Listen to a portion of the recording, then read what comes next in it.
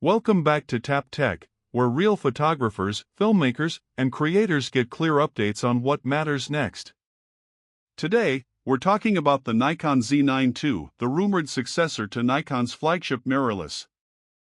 If you shoot pro stills or video, this is one to watch closely.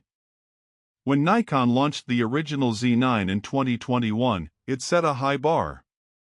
It delivered blackout-free shooting, strong ergonomics, and video features that made many rival full-frame cameras look outdated. The Z9 II won't be just an incremental refresh. Nikon needs it to respond to new competition from Canon, Sony, and others. So let's break down what we know, what leaks suggest, and how those translate into real use. First, timing. Multiple sources expect Nikon to announce the Z9 II in late 2025, with shipments beginning in Q1 2026. Nikon Rumors also places its release window toward the end of the year or early next year. Some rumors even suggest a dual-camera launch event where Nikon might pair the Z9 II with other models like the Z90. With the release window in place, the next question is, what specs or features will separate this from its predecessor? The leaks and rumor mill give us plenty to speculate on. One of the more consistent rumors is higher burst speeds. Some sources suggest the Z9 II could push 40 frames per second in RAW, with improved processing and buffering to sustain that. This would be a powerful leap for sports and wildlife shooters who need maximum coverage. Alongside that, pre-capture RAW is mentioned, meaning the camera could buffer frames just before you hit the shutter, giving you fractions of a second extra to capture decisive moments.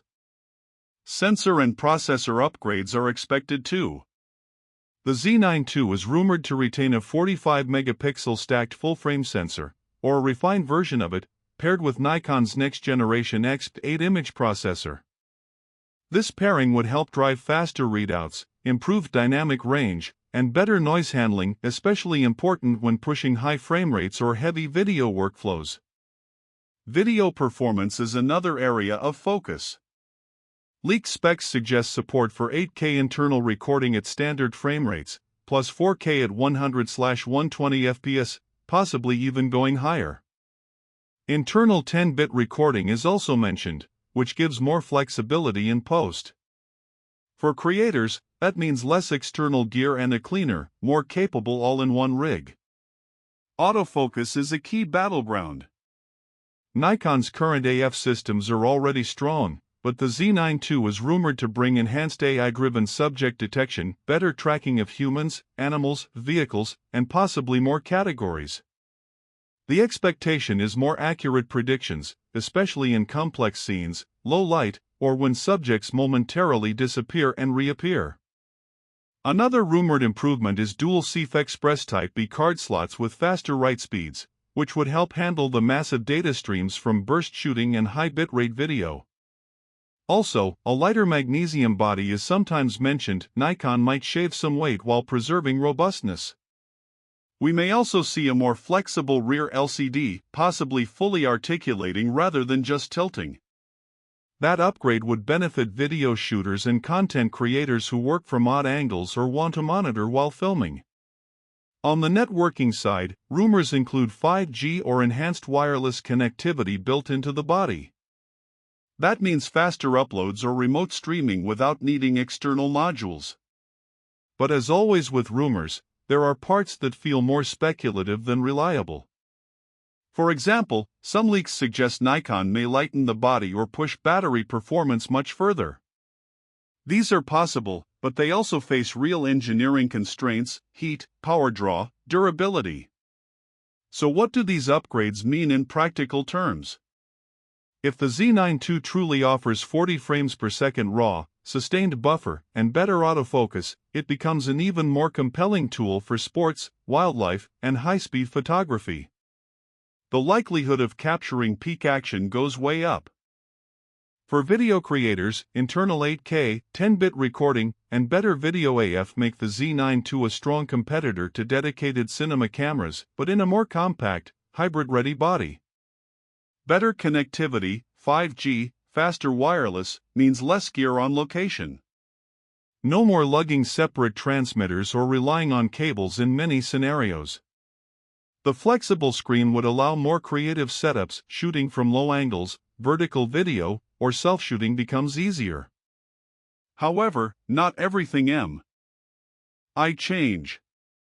The camera might inherit the size and weight profile of the first Z9, especially if Nikon keeps cooling in battery design. Some features, like a redesign or extreme weight cuts, may be muted to preserve durability and performance. The price is another question.